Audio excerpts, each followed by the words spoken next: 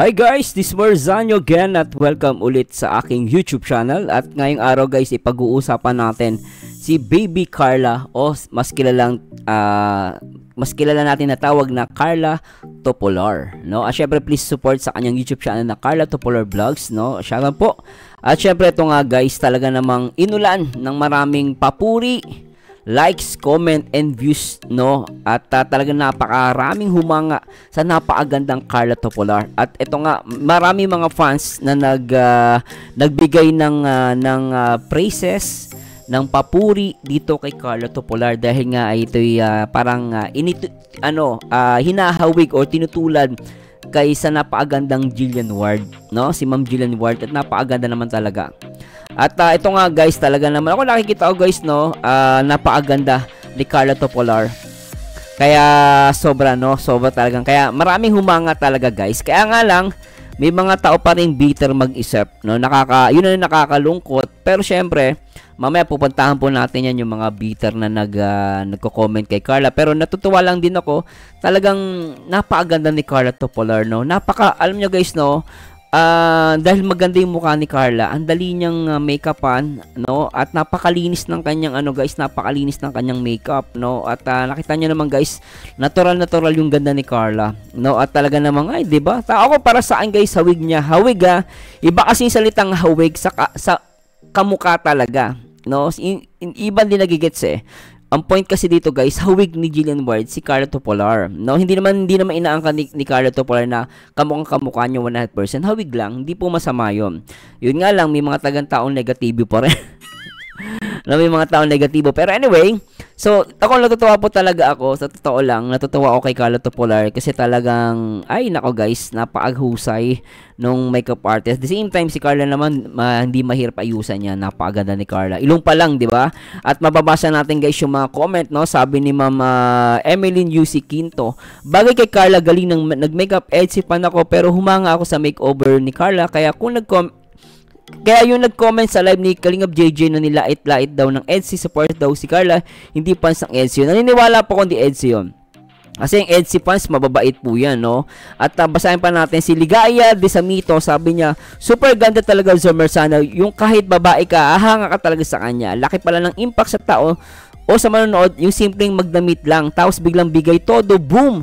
Yung hanga ka na lang sasabihin, napaka-Diyosa yung mukha. Alam mo, gusto ko yung gusto ko yung sinabi mo, napaka-Diyosa yung mukha. Agree ako doon, no? At magaganda mga comment guys, no? At syempre shoutout po kay Ma'am Ligaya de Samito. At salamat sa napakaganda mo. At agree ako doon, Diyosa talaga. Syempre kay Alona Umayam, top fan natin to. Elsie, fan ako, pero silang dalawa ni Carla ang favorite ko. Pero mabait at ating ate si Carla kay Bibi Beyonce. Pag magkasama sila, very sweet sila mag-ate and love Baby Beyonce, Baby Carla, di ba? Salamat sa mga EDSI supporters na napaka-solid at napaka-bait. Sabi ni Arlene Bayaka Hepsani, wow, perfect ang Jillian Ward ng Kalingap, super ganda. Talaga naman napakaganda kasi ni guys, napakaganda naman ni Carla. Ako matatawag ko Jillian Ward ng Kalingap. Pwede naman guys At pwede na tawagin Diyosa ng Kalingap, 'di ba? Kasi talaga napakaganda ni Carla, no? At yung nagsabi kasi ng Jillian Ward guys, yung mismong nagsabi kasi yung mismong makeup artist, no?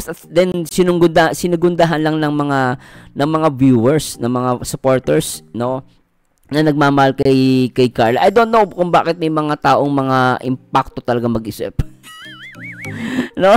Ay, nakakaano lang guys. Pero tignan natin, silipin muna natin itong napakagandang ni Carla Topolar. Siguro i-play natin to guys. At syempre, sige, hinip lang ako ng music para kay Carla. So wala tayong music guys pero ito na lang muna siguro. No, at play natin to guys. At panoorin natin itong napakagandang ni Carla Topolar, no, yung kanyang makeup. Tara, let's bagets.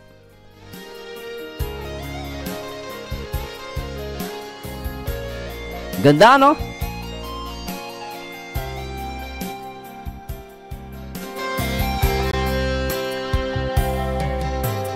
Di ko makakayang limutin ka, tanging ikaw lamang sa buhay ko, pagkat ikaw lang ang ganda, no? minamahal. Oh! Sobra. ko'y para lamang sa'yo. Laging ikaw lamang sa isip ko. Di ba? Napakaganda ni Carla. Pagkat ikaw lang ang sinisigaw. Oh. Kaya napaka-perfect guys di ba? Napakaganda ng kuha ni Carla talaga guys, no? At sabihin na natin, kahit, alam nyo guys, totoo lang, kahit magaling yung makeup artist, kung yung, kahit ano, kung kahit magaling yung makeup artist, kung yung may makeup mo naman, mukha namang tanga, napakahirap nun, di ba guys? Pero dito guys, kay Carla, napakaganda niya, di ba? So anyway, try nating pakita sa inyo guys, itong yung mga nagko-comment na alanganin. No, yung mga alanganin na nagko-comment dito kay Carla Topolar. At minsan natatawa lang talaga ako sa mga komento, no? So try natin masahin. Tandaan nyo guys, no? Ito po ay no, actually guys, wala namang masama sa sinabi niya. Nung binasa ko to guys, wala namang masamang sinabi, no?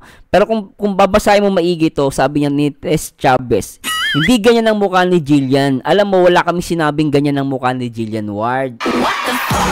Ang sinasabi ng mga viewers at even makeup artists, hawig o kamukha. Iba yung mukha sa kamukha. O hindi ganyan ang mukha ni Jillian, magkaiba sila ng itsura. Ang hilig nyo magkumpara. Anong pakialam mo kung magkumpara kami? Diba guys, diba lagi tayong pinopromote na One Kalingap One Family, pero bakit may mga nagko-comment ng alanganin? Saka ba't mo pipigilan magkumpara yung mga fans and viewers? Karapatan nila yan. Kaya sinagot ko siya. Ang sabi ko sa kanya, Tess Chavez, sige, kamukha mo na lang para happy ka. Yan ang trip namin, pakialam mo. Mabuti nga kay Jillian Ward na ikinumper. Hindi sa'yo, anak ka ng pateng. Diba tama naman yung sinabi ko guys? Buti nga hindi kayo sa kanya kinumper si Jillian Ward, alam nyo guys, alam mo ba, sa buong Pilipinas, marami nagkukumpir kay Jillian Ward. Hindi lang si Carla, marami pang iba, hindi lang, ano ba? Ibig sabihin, pag hindi ka mukha, bawal na. Pag sinabing kamukha, o may resemblance, o hawig lang, hindi naman inaaga yung mukha ni Jillian Ward Pero one more thing lang masasabi ko sa'yo. Maganda si Carla, laka ng pati. Hindi ako nagagalit sa'yo. No, kaya lang, yung mga ganyang komento, ang pinagmumulan ng away ng iba't ibang mga love team. I don't know kung saan ka love team. No, sana, dapat nga humingi ka pa ng sorry. No, humingi ka ng sorry sa mga fans kasi masakit yung sinabi mo. Hindi naman inaangkin ng mga jomcar yung na si Jillian Ward ay kamukha ni Carla. Walang umaangkin na yung mukha ni Carla at ni Jillian ay iisa. Hindi ganon. Kamukha. Ibig sabihin, resemblance lang. Hawig. Ang tatay ko nga sabi sa akin, kamukha ko daw si Richard Gomez. Hindi ba, hawig mo lang. Pero hindi naman ibig sabihin talagang yung mukha ni Jillian Ward tsaka ni Carla, dapat kamukha, lindik ka talaga. Pero nasa iyo na yung magtatampo ka, Ma'am Ate Tess Chavez. Kailangan napakaalanganin ng comment mo. Kaya tuloy si Skyline Pigeon Line. So, mersano sila o magkamukha kaya hindi tayo aangal dyan po. Hindi nila naintindihan yung look alike. Yun yung word Yung salitang look alike. Yun yung sinasabi ng mga viewers and even yung makeup artist kasi may kasalanan yan, hindi yung viewers din. Nagsigunda lang yung mga viewers. So, trip nila maging Jillian Ward. Hindi, wala kang pakialam doon. O sabi niya tama si Skyline hindi nila naintindihan yung look alike lang naman, hindi ang kinin ang ganda face ni Ma'am Jillian Ward. Naku po, o yan tuloy. Na-post ka ni Skyline Pigeon. Di ba, mga alanganin mag-comment, di nag-iisip. Oo. Sabi ni Elebana Tugab, ugali po kasi yan ng mga insecure. Totoo. Yung hindi nila matanggap ang katotohanan, yung nagiging bitter sila, wala ka nga yata kuko ni Carl. Parang sinasabi niya dito, sa kuko pa daw ni Carlo, walang-wala na siya. Sabi ni Narceda Judy, mga basher, mapa Carla, mapa Beyonce, mapa Joy, ano ba Paggala-gala kayo, pwede ba tama ng panglalait pagkukumpara? O yan.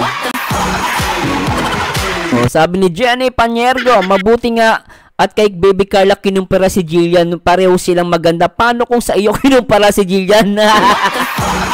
Sigurado akong pag nalaman ni Jillian na sa iyo ikinumpara, magwawild talaga si Jillian. Tsaka magwawild yung mga fandom ni Jillian. Remember, maraming fandom si Jillian Ward, baka magwala yun. Baka lusubin ka ng mga yon pag sa'yo ikinumpara. Kasi hindi na nga niya matanggap na magkamukha kayo. Rosana Cruz, bitter yan, di siya nagkamukha ni Jillian Ward. Basta super ganda ni Baby Carla. Basha talaga. Thank you, Sir Merzano. Thank you din. Says Tibayan, anong masama kung kamukha niya si Jillian? May problema ba? Kamukha naman talaga. Naiinggit ka lang siguro, daming nagsasabi na kamukha siya talaga ni Jillian at isa pa kakaiba talaga lagi ang photoshoot ng Jomcar. Kung si Kuya Rab nga hanga-hanga lagi sa Jomcar, lalo kay Baby Carl, o kita mo? Si Kalinga Prab, hanga-hanga, yung iba bitter, no? Lintik talaga yan. Rosalie Villarosa Sanchez, si Aling Tess ang bitter talaga, hindi matanggap ang sobrang kaganda ni Carla Bells.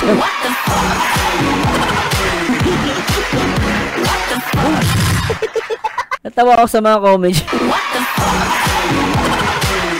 Teresita Santos, oo nga naman, wala namang batas nagsasabing bawal magkumpara. Kitid utak nyo, hoy, pinapakita nyo lang ang kulang kayo sa kabubuhan nyo, taha.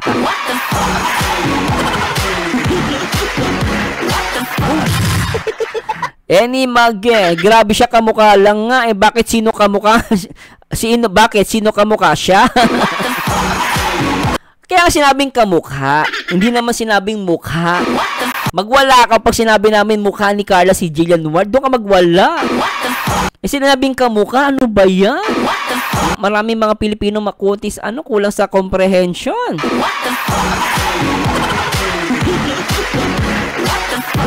Ay, nako.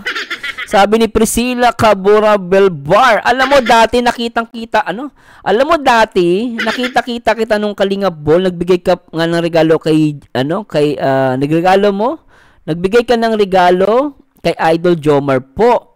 So, aaminin ko, bihira kitang panoorin noon, pero ngayon po gustong-gusto na kita.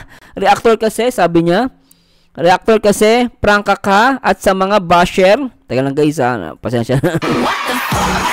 Basahin natin guys, kaya pala hindi yan, no? Grabe, natutuwa naman ako dito. Totoo ba ito niya? Sabi niya, nagbigay ka ng regalo mo kay Idol Jomar po. Sir, aaminin ko, bihira kitang panoorin noon. Pero ngayon po, gustong-gusto na kitang reactor kasi prangka ka at sa mga basyo talagang binabanatan mo. Kaya lalo akong humanga po sa Sir Merzano TV 2.0. Sana po, sabi niya, sana po, Merzano TV 2.0, sana po bless pa kayo ni Lord at sana tuloy nyo lang ang pagtatanggol ang mga taong binabash na walang namang ginagawang masama sa kanila at pero panay ang pambabash nila sa mga kapwa nila. Oo, daming ganyan. Sabi niya na iisa naman ang hangaring kundi tumulong, makatulong at magpasaya sa mga taong nangangailangan. Ay, salute you po. Ay, grabe to. Ang pangalan mo, Madam Priscilla Cabura Belbar. Sana mapanood mo to, no? Sana mapanood mo to. I'm very thankful sa sinabi mo at wala yon, alam nyo guys, no? Ang si Carla Topolar para ko yung kapatid, no? At yung mga nireact natin, turing ko dyan mga kapatid ko, no? Mga kapatid. Kasi guys o anak. Anak kasi 40 na rin ako. So, ang turing ko sa kanya mga anak, mga kapatid na babae. Kaya, alam nyo guys, mahal ko lahat sila. Si Carl, lahat ng re-react ko, lalo at mga Kalingap Angels. Mahal yan ni Kuya Bal, mahal yan ni Kalingap Rob. Siyempre, dapat mahal ko din yun. Pero anyway guys, ito lang po yung masasabi ko. Sana po kung may nasabi o mali, no? At dun sa kay Ma'am Tess, hindi po ako galit sa inyo personally. Galit lang po ako sa sinabi nyo. Sana po, tigitigilan natin yung magbasa po tayo ng dictionary. Para alam nyo ang ibig sabihin ng kamukha sa mukha. Wala pong tatanya po, hindi po inaangkin ng mga Jomcar supporters or fans ang mukha ni Jillian Ward. Hindi po. Sinasabi na kamukha. Kasi nga dun sa make-up. At ito naman nag-make-up, ginandahan, ginalingan. wala tayong magagawa. Maganda si Carla, madaling ayusan. Diba guys na? Kaya sana po, kayo guys, ano masasabi nyo? Kamukha ba ni Jillian Ward o hindi? Kung hindi, bakit? Pero para sa akin, kamukha man o hindi, para sa akin, she deserve na maging viral si Carla. At the same time, she deserve na pagandahin pa lalo. Kasi talagang maganda si Carla at gusto ko makilala pa siya.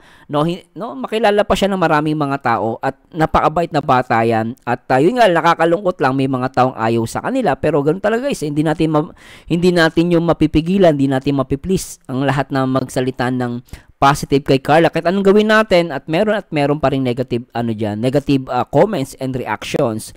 Yun nga lang, sabi ko nga sa inyo guys, still mas marami pa rin ang nagmamahal.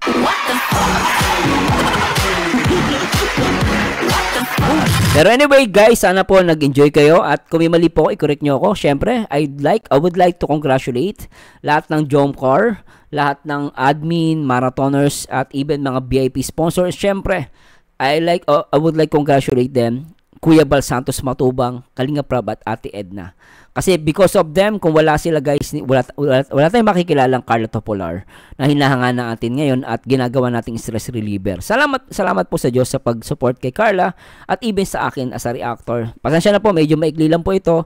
Gumawa lang po ng content regarding dito kasi talagang gusto kong, I'm proud, no? I'm very proud kay Carla Topolar. At gusto ko makita talaga ng iba yung kagandahan ni Carla. No, salamat po sa Diyos and tandaan niyo guys, ang kagandahan po ay hindi lang sa labas, even sa loob. At yan, nakita ko yan kay Carla. At maraming salamat po sa Diyos. Sana isamahan nyo dito ako guys sa akin next video reaction. And to God be the glory guys. Bye bye po. Alright. Yo, si Marzano nasa taas ng laro. Reactor na legit, laging may panalo. Ang bawat opinyon, sigurado't matindi. Kayo Love Team fans, madalas mapaluhod sa tabi. Mga basher, lagi silang nakabantay. Kahit anong gawin niya sa likod, laging nag-aantay. Pero si Marzano, hindi takot sa away. Naglalabas ng totoo kahit sinong magalit, okay? Sa Love Teams, may sarili siyang tingin. Real talk di plastic, laging malinaw ang dating. Bawat galaw, bawat salita may direksyon. Kahit na minsan may magalit, siya di nawawala ng atensyon. Marzano, hari ng reaksyon. Walang kasinong malingan, puro katotohanan. Gustuhin mo man o hindi, siya ang totoo. Beses na sumalubong, di niya alintana ang gulo. Kahit may hate, siya'y tuloy-tuloy lang. Sa bawat opinyon, may lalim at bigat ang bitaw. Mga bashas, laging galit, gustong magpabaksa. Pero si Marzano, di kayang patahimikin ng yabang. Team fans minsan tumitili kapag si Marzano na parang tinutulak sa gilid. Pero sa dulo ng araw, alam nilang may tama. Kahit anong salita, siya'y laging may patama. Pinapakita lang kung ano ang totoo. Walang halong drama, di siya nagpapatalo. Bawat reaksyon parang may liwanag. Kahit na minsan may sakit, may tamang lagak. Marzano di nagpapasilaw sa fame.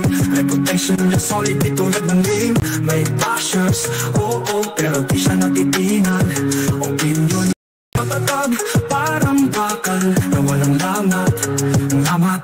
Bawat Love Team na di niya feel. Nagbabaga ang comment section, talagang chill.